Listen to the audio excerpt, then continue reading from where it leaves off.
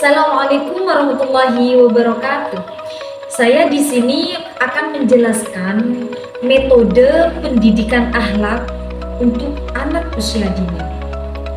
Seseorang pendidik yang bijaksana akan mencari metode alternatif yang lebih efektif dengan menerapkan dasar-dasar pendidikan yang berpengaruh dalam mempersiapkan anak secara mental dan moral, atau juga sentikal, spiritual, dan etos sosial, sehingga anak dapat mencapai kematangan yang sempurna, memiliki wawasan yang luas, dan berkepribadian integral. Menurut Abdullah Nasibuan, metode tersebut ada beberapa, salah satunya yang pertama, keteladanan. Salah satu metode pendidikan yang dianggap besar pengaruhnya terhadap keberhasilan proses belajar mengajar adalah metode pendidikan dengan keteladanan. Yang dimaksud dengan metode keteladanan yaitu suatu metode pendidikan dengan cara memberikan contoh yang baik kepada para peserta didik, baik dalam ucapan maupun dalam perbuatan. Anak-anak akan selalu memperhatikan dan meneladani sikap dan perilaku orang dewasa.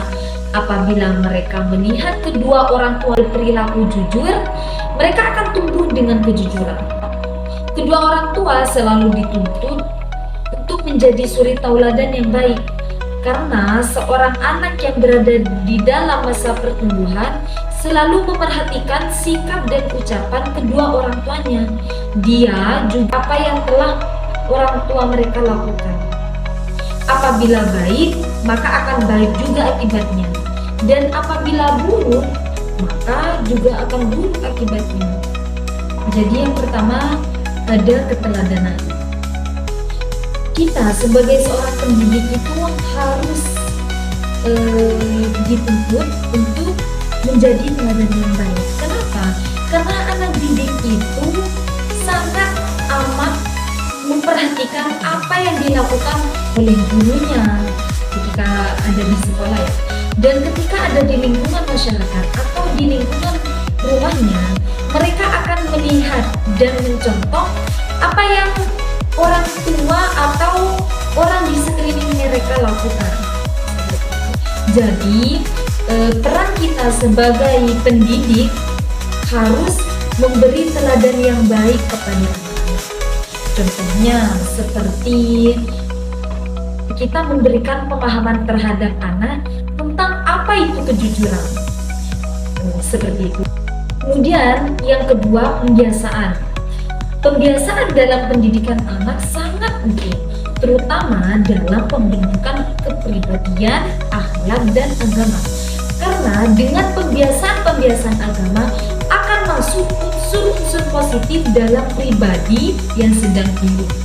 Semakin banyak pengalaman agama yang didapatnya melalui pembiasaan itu, akan semakin banyak unsur agama dalam kepribadiannya dan semakin mudah anak memahami ajaran agama. Misalnya, jika sudah usia TK, usia 5-6 tahun, anak-anak itu dititipkan atau disekolahkan ke sekolahan madrasah. Seperti itu. Imam Ghazali menganjurkan agar akhlak diajarkan dengan cara seperti tadi itu, disekolahkan di madrasah. Kemudian yang ketiga, nasihat.